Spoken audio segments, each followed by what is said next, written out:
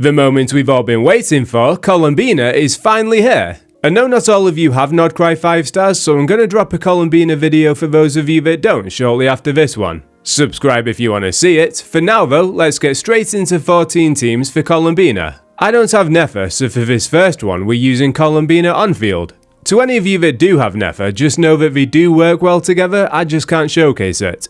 What I can do though is showcase Columbina, and I didn't think it was too bad. It's nice to have an on-field Lunar Bloom DPS for those Abyss seasons where there's a Lunar Bloom buff. You can go with Nahida holding Prototype Amber, but Baiju is a lot comfier. Most Columbina teams will have her off-field, so for those that love her as a character, it's nice that we actually get to play her here. For those struggling for Primo Gems to pull her, LD Shop have you covered. They do top-ups for Genshin Impact, Star Rail and more, and it's up to 35% cheaper than in-game. Personally, I think the in-game prices are too expensive to justify buy-in, but the LD shop prices are genuinely worth it, especially with the bonuses for new users. You don't need your login details, just your UID and server, and everything will go right through. It's all completely safe, and I can vouch for that because I use them myself. At the moment, if you register using my link, you get a 15% off coupon and a 5% off coupon, which can save you up to $30. If you've not used your in-game top-up bonus yet, don't worry, that can be activated with LD Shop too.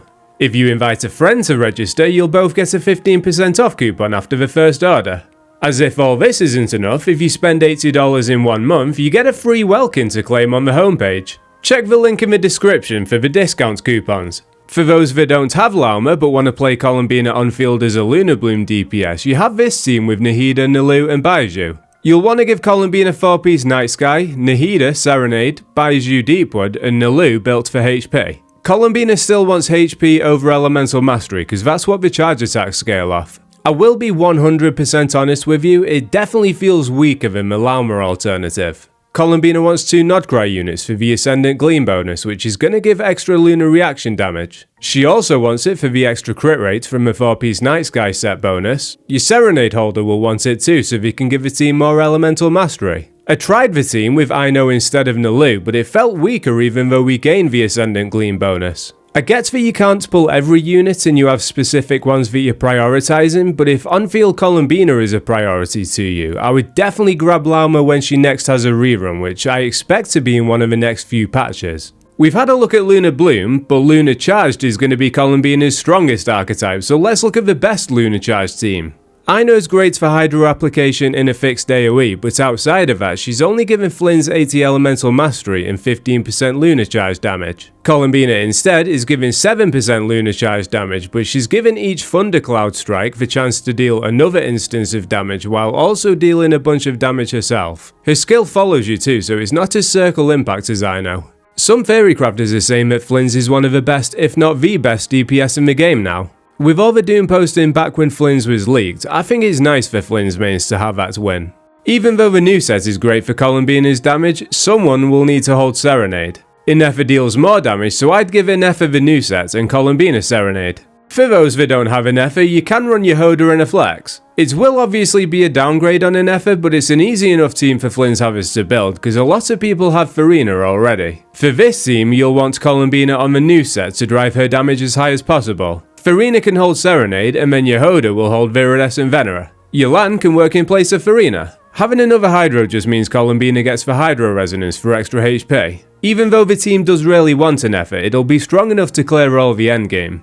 Stygian's going to have the Electro Fatui shield guy again, so this team will send him back to Snezhnaya with his pants around his ankles. With New Valette getting a rerun and a new skin, hideous as it might be, let's have a look at him with Columbina. This is probably Lauma's strongest team in the game outside of Nefer teams. As someone that skipped Nefer, I was happy with this team and I'm glad I pulled Lauma because she's a lot more flexible. Flower of Paradise Lost might be the best set for a Nefer in this team. With the new set being so strong though, you can probably just keep that on her so you don't have to swap to your Flower of Paradise Lost pieces. I've seen some opinions floating around the player base recently that New Valette isn't strong anymore, and personally, I'm just not seeing where that point of view is coming from. He feels stronger every patch with all these new supports. Sucrose isn't a bad replacement for Lauma here either. Columbina sends enemies to the moon, New Valette blasts them with his cannon, Lauma takes a stinking deer shit on their heads, and Inefa brushes them away. One character I can understand people's complaints with is Cyno. He felt weak on release and we thought maybe some supports would save him, but they never came. That is until now, and so am I after seeing my Cyno team deal some actual damage. Using the Columbina and Aether pair again with either of Llama or Doran in the flex slots gives us what will likely be Cyno's new best team. They have genuine synergy too, because Cyno has a long burst duration, so he wants units that have long durations themselves. Fortunately, all the units I just mentioned do. While these units are great for Cyno, there are better on-fielders, so ground your expectations. Cyno get in play in Big 2026, it'll be like he never left. Sticking with Electro DPSs, let's have a look at Veressa. You might not always have your overloaded options available, especially if you're also running a Doran team. This is an alternative. Flynn's is better of course, so I wouldn't pull Veressa for this team. It is a really strong option if you want more teams for your Veressa though. If you already have Veressa and were considering saving for Flynn so that you can play around with Luna charged, hopefully this shows you that you don't need him. We've already talked about how strong he is, but I think Anefa was a real star of the team. A lot of people simply love Veressa's playstyle too. She feels a lot more interactive and less static than other Electro DPSs. This'll definitely be one of the most fun teams to play in the overworld too, with there being 2 exploration units, 2 sustains, and 3 sources of damage. Talking of exploration units, Chaska's one of my favourite DPSs to play in the game. You can pretty much play with any off-field damage dealer, as long as they're Pyro, Hydro, Cryo or Electro. Columbina and Anefa being one of the strongest pairs will slot easily into the team. For the last slot, you could go with Mawika, but I'm bored of playing her to be honest, so I've gone with Doran. He doesn't have perfect synergy because we don't have a second Hexencircle character in the team, but it doesn't matter because there's so much damage here. Him shredding Pyro and Electro resistance is great for Chaska because she deals both. I used to have Bennett in the Pyro slots, but I don't like being restricted to a circle, so this is a lot more fun. If you have all these units, I definitely recommend giving it a go. Hey, look at him, he's trying to run off the edge, look at him, he can't handle it. Eve is on banner with Columbina and Anefa, which is fitting because they have a strong synergy with each other. Every Night Soul point the team has gives Aether a Rescue Essentials point, he'll get more Night Soul points with Auroron in the team, even more Rescue Essential points with Aether's C2. Each Rescue Essential point gives the team a 0.2% Lunar Charge damage bonus with a maximum of 150 Rescue Essentials points. In English, if you have Aether's C2, you'll be able to give the team up to 30% Lunar Charge damage. Ascending Gleam with Anefa and Columbina means the team has even more Lunar Charge damage, scaling off Aether's Elemental Mastery, which Anefa gives with a passive. Auroron being a good holder of Serenade means both Anefa and Columbina can hold the new sets for even more Lunar Charge damage. It's a comfy team with a shielder and a healer. TLDR is pretty good. People talk about Columbina and Anefa carrying pretty much anyone, and don't get me wrong, they do, but Aether and Auroron genuinely benefit Columbina and Anefa. If you don't have Aether and Auroron built, you can always go with Mizuki and Farina. Columbina will appreciate the extra HP from the Hydro Resonance too. A lot of people are considering pulling Zebai, but as long as you have Columbina, you already have Zebai at home with Noelle.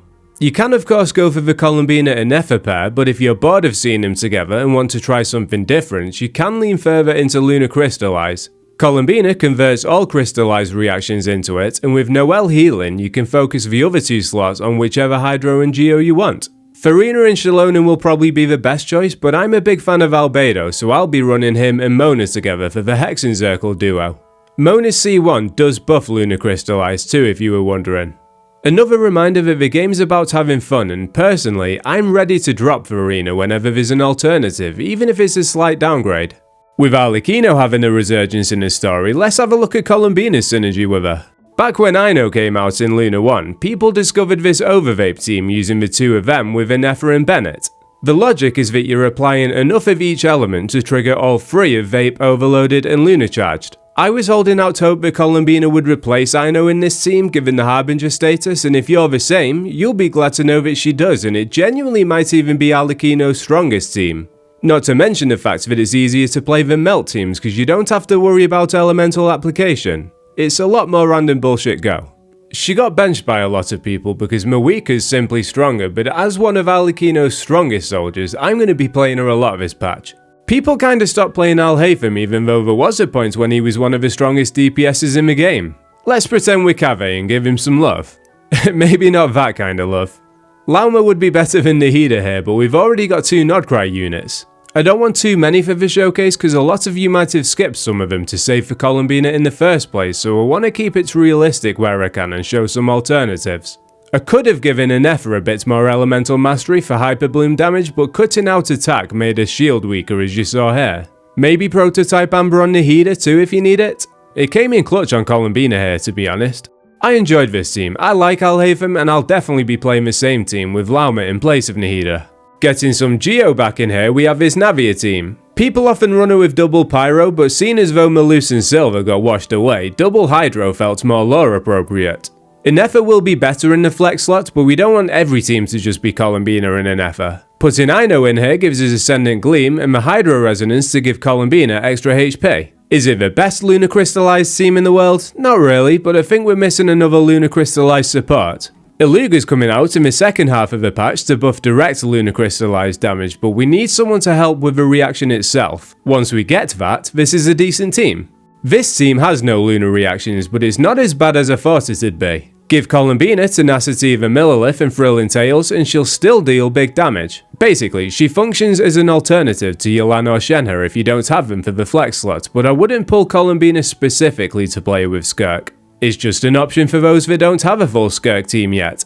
For a score out of 10, I'd give Columbina a 9. She's flexible, easy to build, can work in free-to-play teams, but if you have some Nodcry units, she's a support in some of the strongest teams in the game. Even if you didn't pull any other Nodcry units, it is nice that she can enable lunar reactions by herself for bosses and challenges that want lunar reactions. It's worth noting we're also getting Iluga and Zabai in the second half too, so she'll have even more teams. I've already dropped an Inefa and Aoife team showcases, as well as a guide for Varka. I will be dropping the Columbina team showcase we mentioned earlier for those that don't have any Nodcry 5 stars too after this video. Subscribe to the channel if you're interested in them.